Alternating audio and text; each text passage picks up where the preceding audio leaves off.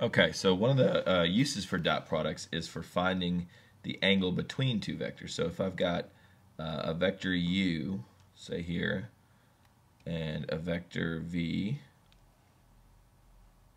it's supposed to be straight, a vector v there, and then an angle. If I line them up here, tail to tail, there will be some angle between them. And the dot product actually gives us a formula for finding the angle between the two vectors. And there's an interesting proof of this in your book. I'm not going to go through the proof here now, but if you're interested, you can take a look in the book. It turns out the cosine of the angle between the two vectors is u dot v. So there's that dot product divided by the magnitude of u times the magnitude of v. And so that allows us to find the angle between two vectors. I mean, it'll be the cosine of the angle, but we can use inverse cosine and easily figure that out. And that's what's written here on the bottom of the second page, this formula for the angle between two vectors.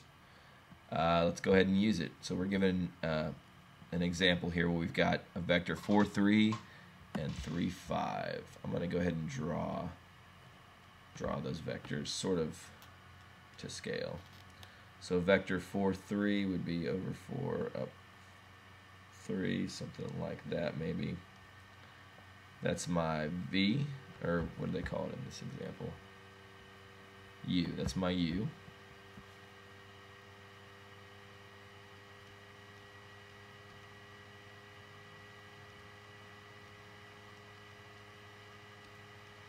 And then 3, 5. So over 3 up 5 would be more like this. There's our vector v.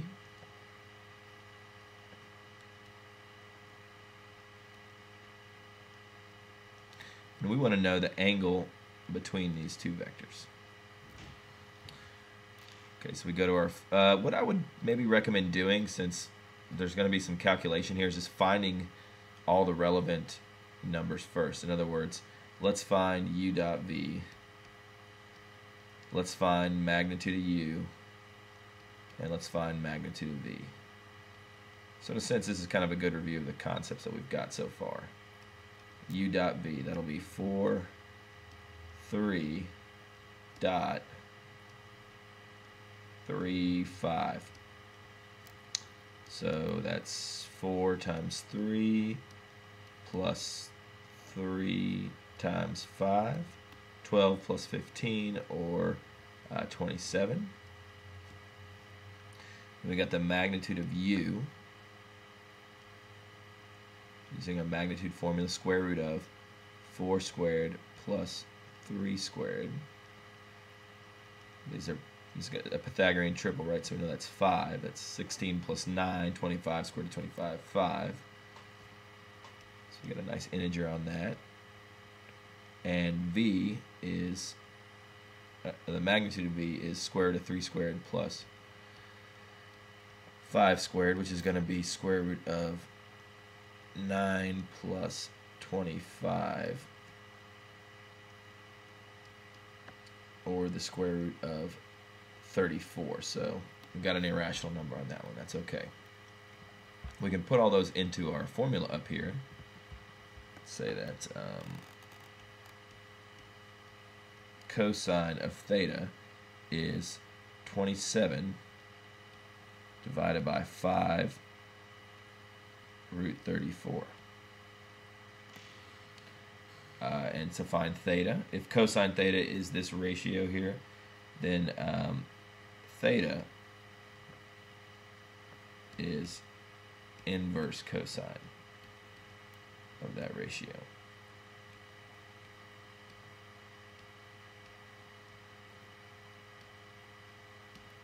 And you can punch that into your calculator, but just remember, when you punch it into your calculator, make sure that you've got the denominator here in parentheses. Okay. I'll put it in mine. You put it in yours. We'll see what we come up with.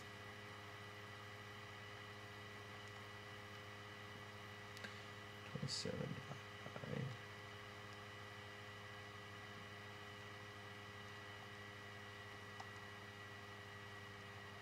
Okay, I got 22.166, about 22.2 degrees for rounding to the nearest decimal. About 22.2 degrees. And for my drawing, I mean, that makes sense. I knew it seemed less than 45. That seems reasonable. Oh, also, in case you were wondering, this formula always gives the smaller of the two angles between the two vectors. In other words, like I could have also, that is also the angle between the two vectors. But this one will give the one that's between 0 and 180. And that's the formula kind of indicates that. Yeah, it's going to give you the angle for between 0 and 180, including 0 and 180. So you always take the angle between the vectors to be the smaller of the two. Okay, this formula for the angle between two vectors also gives us an alternate way of interpreting the dot product, and we can see that if we take this formula and solve for the dot product, solve for u dot v. U dot v. So I'm gonna, if I multiply by magnitude of u, magnitude of v, if I bring these guys from the denominator of the right side, I can bring them up to the numerator of the left side. So that'll be magnitude of u, magnitude of v, times cosine theta. So this actually gives us an alternate way of interpreting the dot product. I've got the u1 v1 plus u2 v2 that we discussed at the beginning of the lesson, but this is another way of doing the dot product if you know the magnitude of the two vectors and the angle between them. And it also gives us a way to sort of think about what a dot product is. So I'm going to, and this is what this part of the page is discussing here.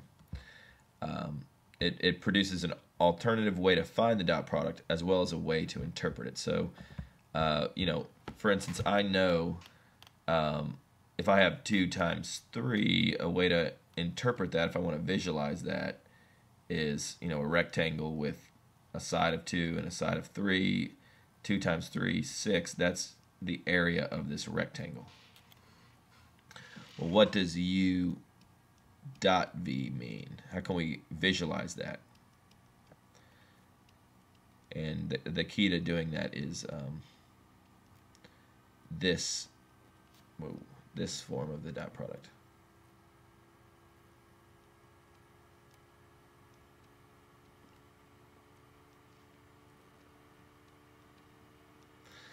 Okay, so I'm going to do it by drawing the two vectors. Here's vector u, and I'm going to do different colors here. So let's say green for vector v.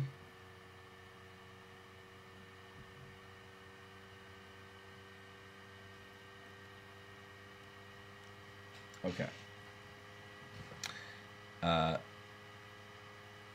Here's the thing. I want you to imagine that there is a light source here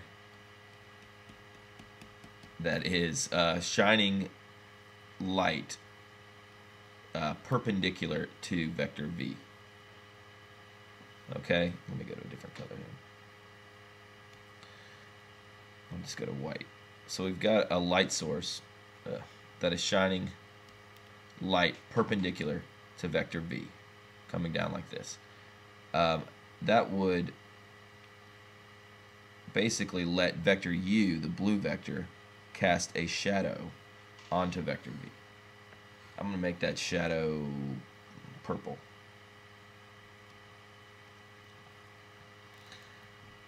So vector u would then cast this purple shadow onto vector v. Another way of thinking about this is that this purple vector is the part of vector u that's going in the same direction as vector v. In other words, if you break vector u into two components, right, this dotted line, in other words, if you did the purple vector plus a vector represented by this dotted line, you'd get vector u. You can think of vector u as being broken down into this purple vector and this dotted line vector. Well, we're going to just take we're going to think of this purple vector as the part of vector u that's going in the same direction as vector v. Okay, and I'm going to first ask the question, what is the length of this part of u that's going in the same direction as vector v? What is the length of that in terms of what we've got on the board? Well, if the angle between them is theta, that's what we've been calling the angle between them, and I want to know what this length is. Let's call it x, say.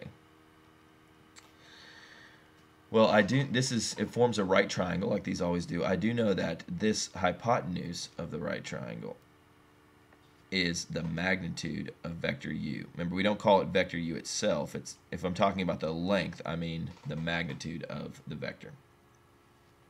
So I could actually write an equation that involves all three of these things. I could say cosine of theta, the angle between the vectors, is x, whatever this purple length is, divided by the magnitude of u. And since I'm trying to find out what that length is, I can solve for x here and say, well, x is the magnitude of u times cosine theta. So that's what this purple length is.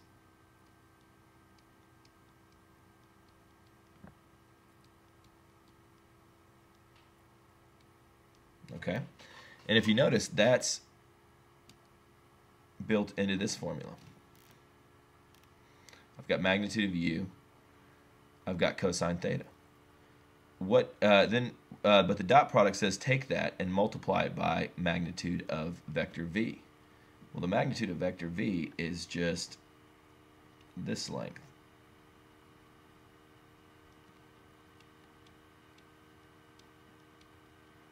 So the way that you can visualize a dot product is it's taking the length of this part of u, this purple vector, the part of u that's going in the same direction as v. It's taking that length and multiplying it times the length of vector v. So in a sense, it's multiplying the magnitudes of the two vectors, but doing it in such a way that it is only multiplying the parts of the vectors, the magnitudes of the parts of the vectors that are going in the same direction. That's how I want you to visualize a dot product. I hope this was somewhat clear. Okay, let's move on though. Oh, okay. One thing actually, one way to think about this also is if I do, let me just make this point. What if my u and my v are perpendicular?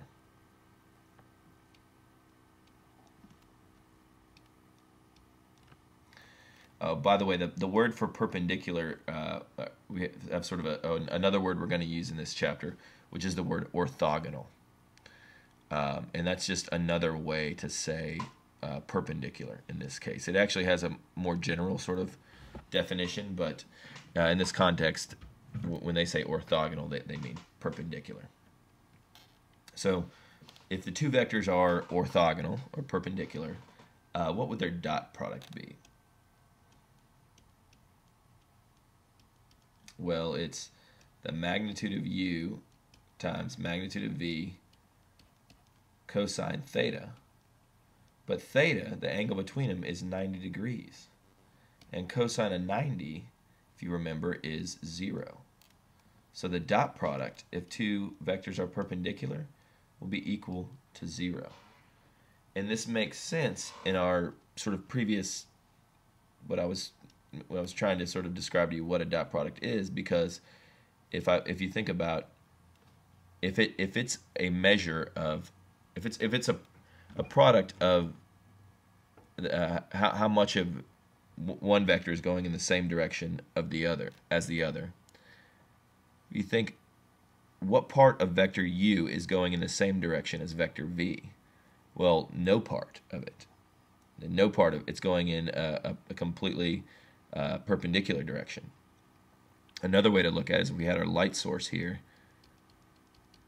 the shadow of vector u onto v, there would be no shadow because it's perpendicular, right? So it makes sense in this formulation that the dot product would be 0. Okay, but that's just a sort of a fact that you've got to be aware of. Vectors are orthogonal if their dot product is equal to 0. Okay, so we can check. It gives us an easy sort of check to find if two vectors are orthogonal. We have 2, -3, and 6, 4. We're going to see if those are orthogonal. Let's see. 2, -3, and 6, 4. We want to see if they're orthogonal, so we do a dot product. 2 times 6 plus -3 times 4. 12 minus 12, 0. Okay, the dot product of those two vectors is 0, so they are orthogonal. And you can, if you want to draw these, the vector 2, 3 would look like that. The vector 6, 4 would look like that about. So it makes sense that they would be perpendicular. Okay, this is the end of part 2. You can go on to part 3 when you're ready.